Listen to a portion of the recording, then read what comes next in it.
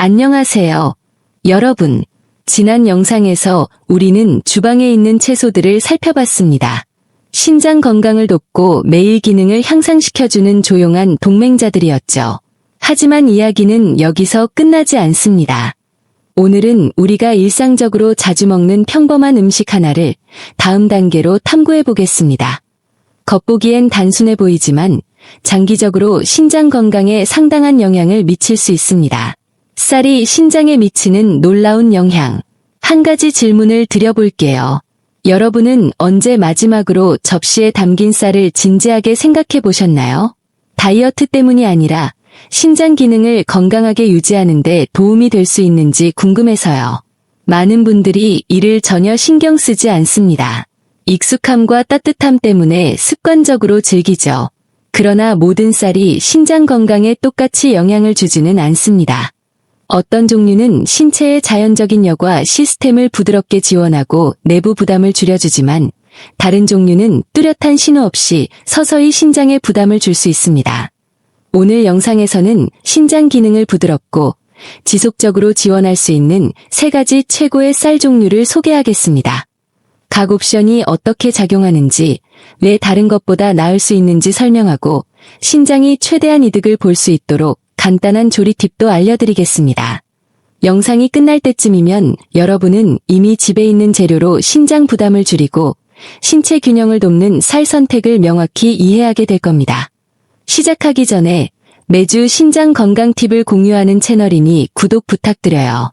많은 분들이 모르는 신장을 보호하는 핵심 팁들을 매주 공개합니다. 신장 건강에 관한 질문이 있으시면 댓글로 남겨주세요. 다음 영상에서 답변 드리겠습니다. 자, 첫 번째 쌀부터 시작해 볼게요. 1위, 흰쌀 낮은 미네랄 함량, 쉬운 소화. 흰쌀은 종종 오해를 받지만 신장에게 부드럽고 도움이 되는 동반자가 될 수 있습니다. 현대 영양 논의에서 흰쌀은 자주 비판받습니다.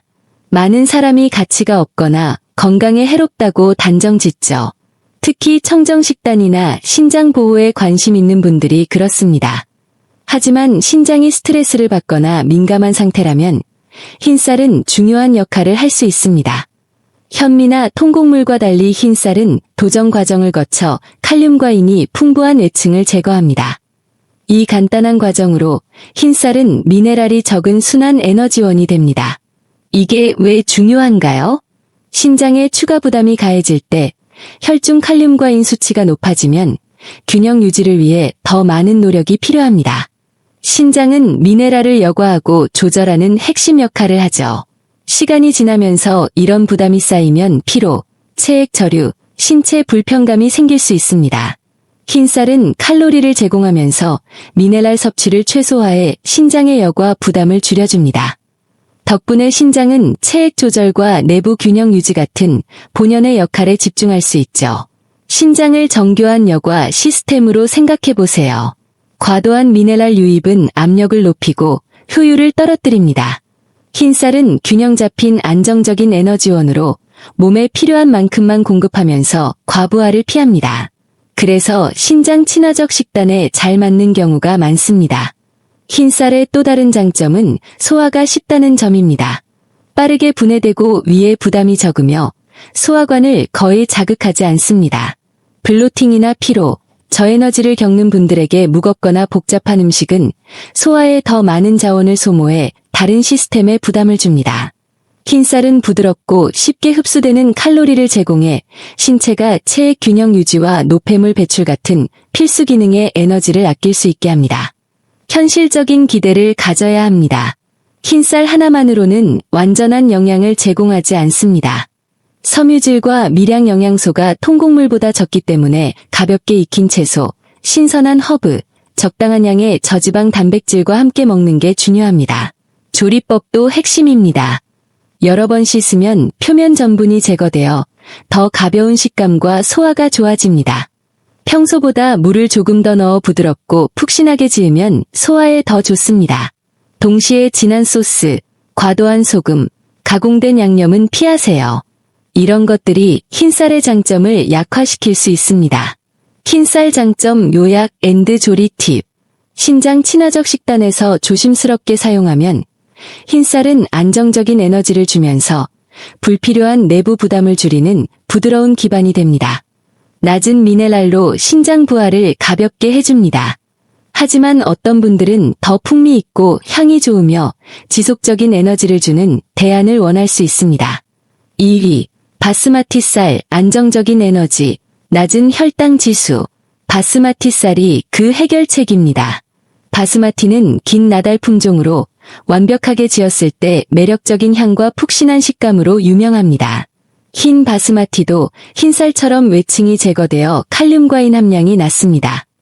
이미 신장에 어려움을 겪는 분들에게 매우 배려 깊은 선택입니다. 다른 흰쌀과 차별화되는 점은 낮은 혈당 지수, GI입니다. 포도당이 혈액으로 천천히 방출되어 에너지 수준이 안정적이며 혈당 급등락이 적습니다. 이런 급변동은 신장에 약한 혈관에 점차 압력을 줄 수 있습니다.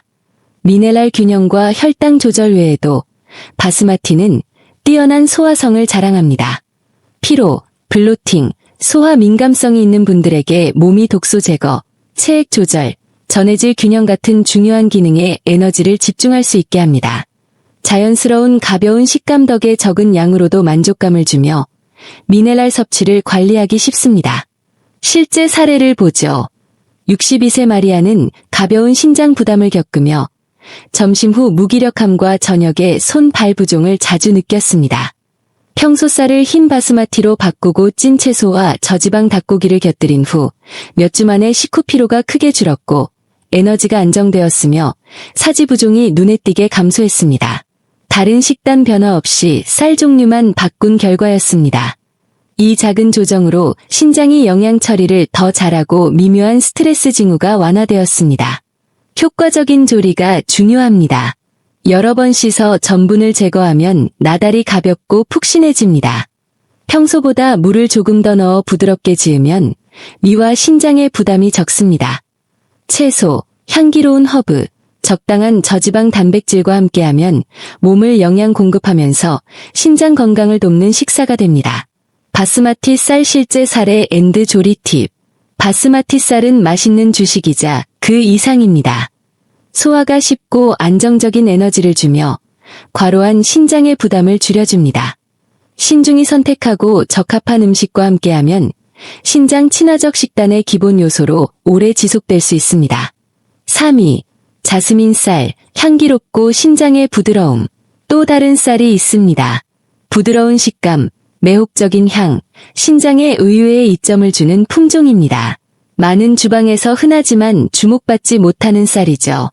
자스민 쌀의 매력을 알아보고 신장이 원하는 숨은 파트너가 될 수 있는 이유를 확인해 보세요.